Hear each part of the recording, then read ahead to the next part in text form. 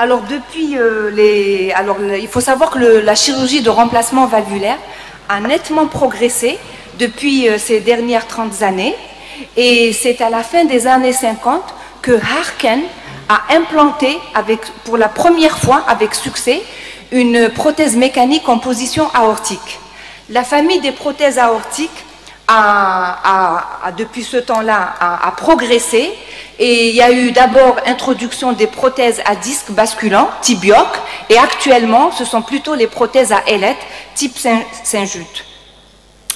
Alors le risque thromboembolique est variable et surtout fonction du type de prothèse, de la position mitrale plus thrombogène que la position aortique, et l'existence de facteurs de risque thromboembogènes liés au patient lui-même, à savoir la présence d'une FA, une dysfonction VG, des antécédents de thromboembolique et la présence d'une sténose mitrale, quel que soit son degré, d'où la notion d'INR cible.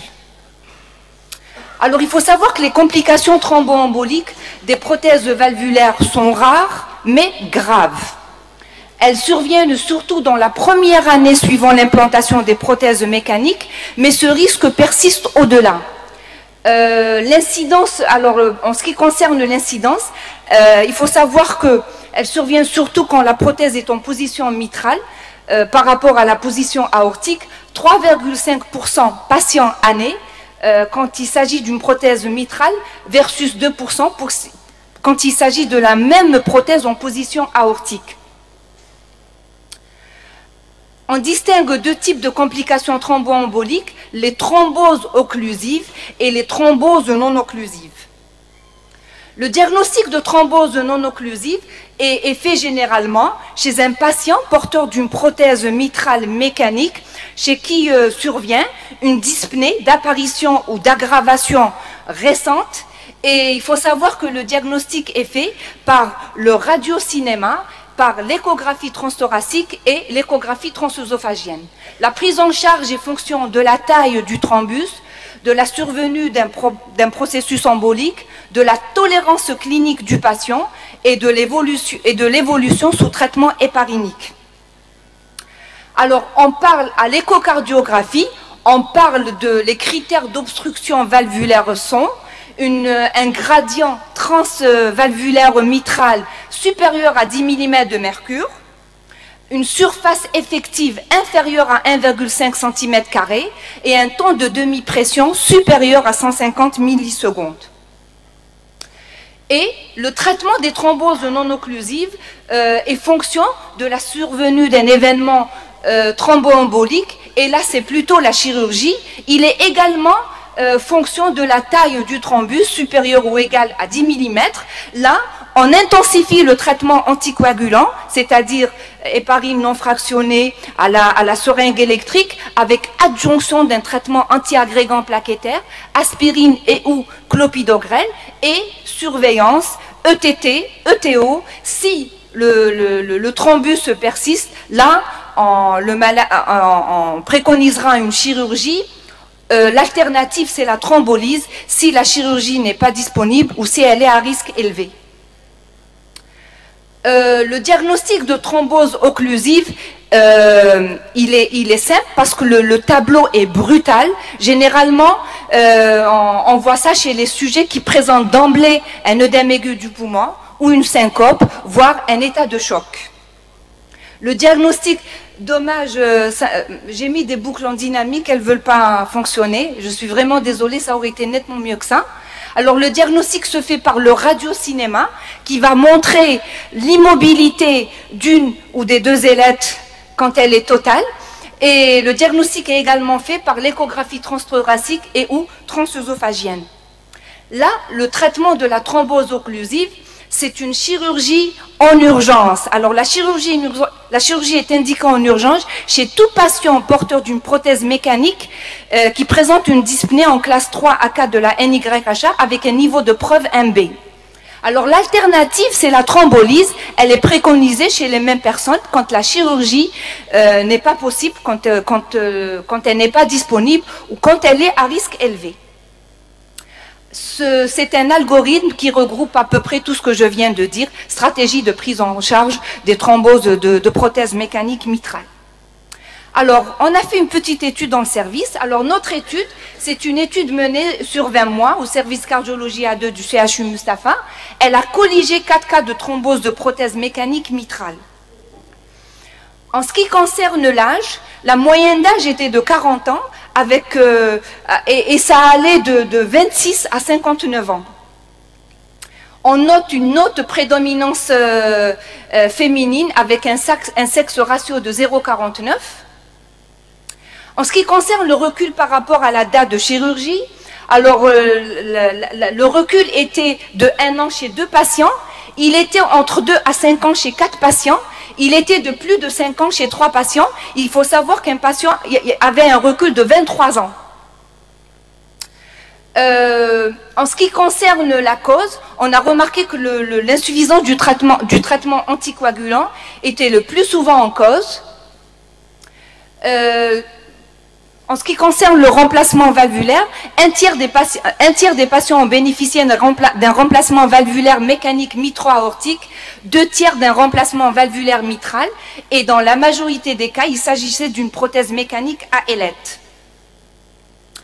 Alors, en ce qui concerne le tableau clinique, 5 patients ont été hospitalisés dans un tableau d'IVG, 3 patients ont présenté un accident vasculaire ischémique, 2 patients, par contre, étaient asymptomatiques. Il s'agissait d'une femme enceinte qui était hospitalisée pour un relais avec un calciparine et qui a présenté à J10 un OAP. L'autre cas, c'était un malade qui a été hospitalisé pour BAV complet et à J8, il présente un OAP. Il était porteur, évidemment, d'une prothèse mécanique. Je ne sais pas ce qui se passe, mais bon. La plupart des malades, 7 patients étaient apyrétiques. 2 patients, par contre, étaient fébriles. Ils présentaient une fièvre à 40 degrés. Quand on les a hospitalisés, le diagnostic d'endocardite bactérienne n'a pas été éliminé formellement sur cette fièvre à 40 degrés. Et puis, dans l'évolution, ils sont devenus apyrétiques, mais l'IVG persistait et on a compris que c'était une thrombose de prothèse mécanique. En ce qui concerne l'ECG, il y a pratiquement les malades, il y a une division quasi égale entre tachycardie sinusale et F1, et 2 malades présentaient un BAV complet. Pour ces 9 malades, nous avons effectué une cinéfluoroscopie à 4 malades qui a montré une immobilité d'une ailette de prothèse. Les 9 malades ont bénéficié d'une échographie transthoracique. En ce qui concerne le gradient prothétique moyen, tous ils avaient un gradient supérieur à 10 mm de mercure, une surface mitrale fonctionnelle prothétique inférieure à 1 cm². Ils présentaient tous une hypertension artérielle pulmonaire. Alors ici, dommage que c'est pas en dynamique. Là, on voit au Doppler. Alors c'est une échographie transthoracique.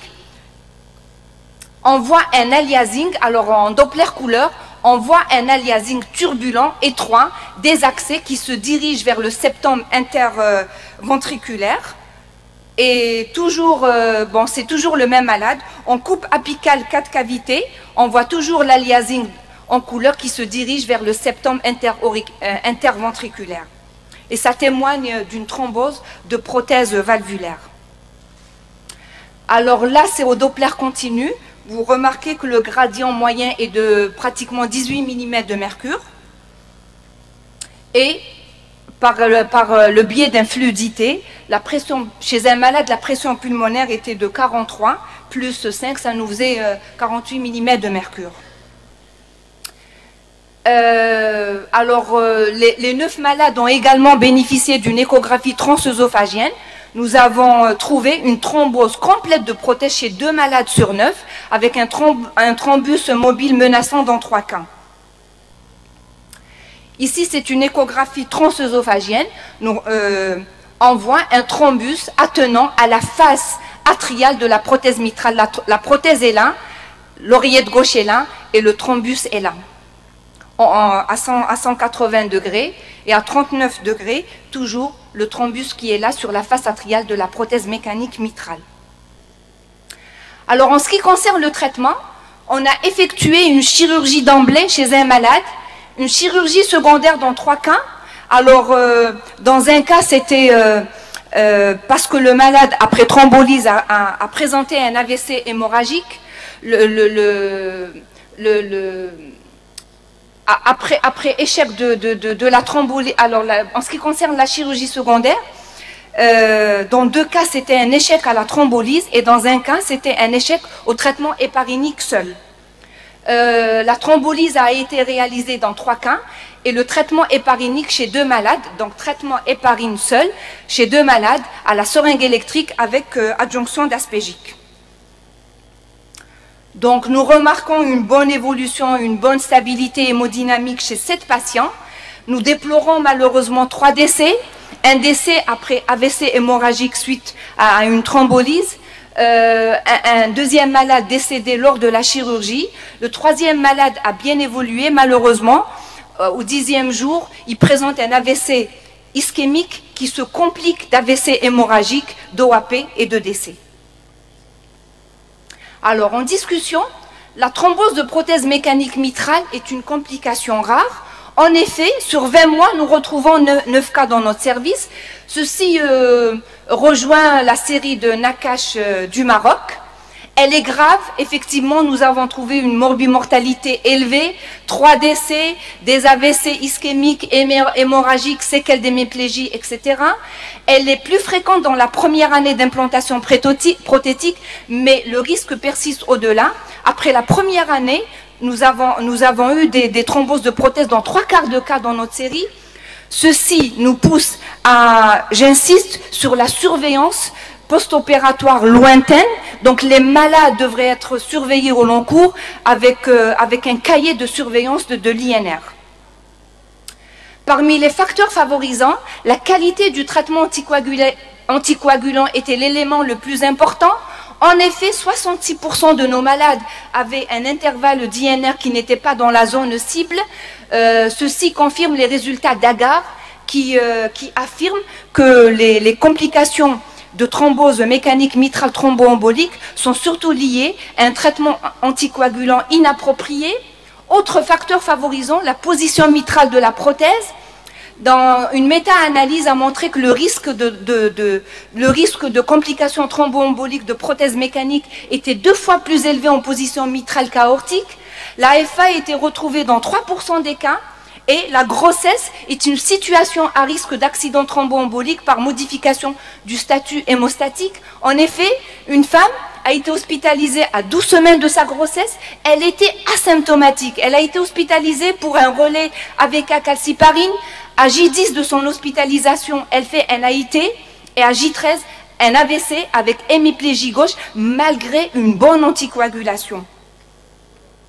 Les embolies systémiques sous forme d'AVC ischémique ont été retrouvées dans 1/3 de notre série. Ces accidents sont annonciateurs d'une thrombose de prothèse, d'où la pratique systématique d'une échographie transthoracique avec dosage d'INR dès lors où on suspecte qu'il y a un AVC ischémique chez un porteur de prothèse. La présentation clinique est variable et le diagnostic peut être difficile. L'ETT a permis de mettre en évidence des signes indirects de thrombose dans 100% des cas et l'ETO a objectivé les signes directs de thrombose dans 100% des cas. La thrombose de prothèse mécanique mitrale relève généralement d'un traitement chirurgical urgent. La thrombolyse est indiquée en cas d'œdème aigu du poumon ou d'instabilité hémodynamique quand la chirurgie est à haut risque ou non disponible. L'héparinothérapie est une alternative thérapeutique quand la thrombose de prothèse est non obstructive. Le traitement comprend un haut risque, quelle que soit l'option thérapeutique choisie, que ce soit la chirurgie ou le traitement héparinique ou la thrombolyse. La chirurgie réalisée en extrême urgence constitue une réintervention avec mortalité élevée, 11% dans notre série, ce qui rejoint les données de la littérature. La thrombolyse comporte un risque non négligeable de saignement, d'embolie systémique et de récidive thrombotique, 22% d'AVC hémorragique dans notre série.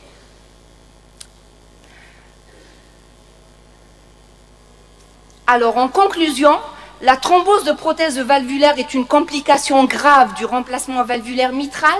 Elle est secondaire à une anticoagulation inadaptée avec un défaut, et défaut de compliance du patient. L'avènement de l'échographie transthoracique, de l'échographie transœsophagienne et du radiocinéma de valve permet le choix d'un traitement plus adapté. Toute suspicion de thrombose de valve nécessite une prise en charge spécifique et urgente. Le choix thérapeutique est discuté au cas par cas. Nous insistons surtout sur la prévention qui doit être basée sur une anticoagulation adéquate avec un contrôle de l'INR. Et je termine par cette citation d'Akkar: remplacer une valve native par une prothèse, c'est remplacer une maladie par une autre.